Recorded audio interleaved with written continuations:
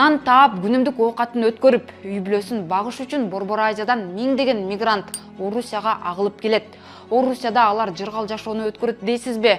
Көбүнчө оор жана аз акы төлөнүүчү жумуштарда иштешет.